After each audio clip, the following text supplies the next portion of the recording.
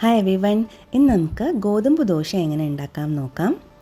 ഇപ്പോൾ ദോശമാവൊന്നും ഇല്ലാത്തപ്പോൾ ഇൻസ്റ്റൻ്റായിട്ട് ദോശ ഉണ്ടാക്കാനായിട്ട് നമുക്കിത് ചെയ്യാവുന്നതാണ്. വളരെ ഈസിയാണ്. അപ്പോൾ ഇതിനായിട്ട് വേണ്ടത് 1.5 കപ്പ് ഗോതമ്പ് മാവാണ്.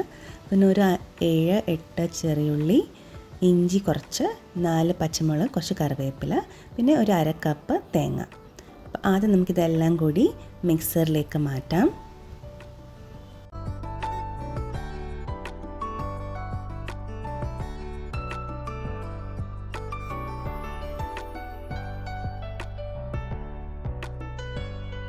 ഇനി ഇതിലേക്ക് ആവശ്യത്തിന് ഉപ്പും ചേർത്ത് നമുക്ക് നിറയെ വെള്ളം ഒഴിച്ചൊന്ന് അരച്ചെടുക്കണം. അപ്പോൾ വെള്ളം ഒരു 2-2.5 കപ്പ് വെള്ളം വേണ്ടി വരും. ആദ്യം നമുക്ക് കുറച്ച് വെള്ളം ചേർത്ത് അരച്ചിട്ട് പിന്നെ അതിലേക്ക് ആവശ്യത്തിനനുസരിച്ച് വെള്ളം ചേർത്ത് നമുക്ക് കൺസിസ്റ്റൻസി കറക്റ്റ് ആക്കാം.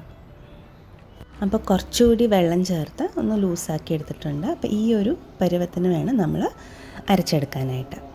അപ്പോൾ ഇനി ഇത് വെച്ച് നമുക്ക് പെട്ടെന്ന് തന്നെ ദോശ ഉണ്ടാക്കിയെടുക്കാം, ഇൻസ്റ്റൻ്റായിട്ട് ഉണ്ടാക്കാം.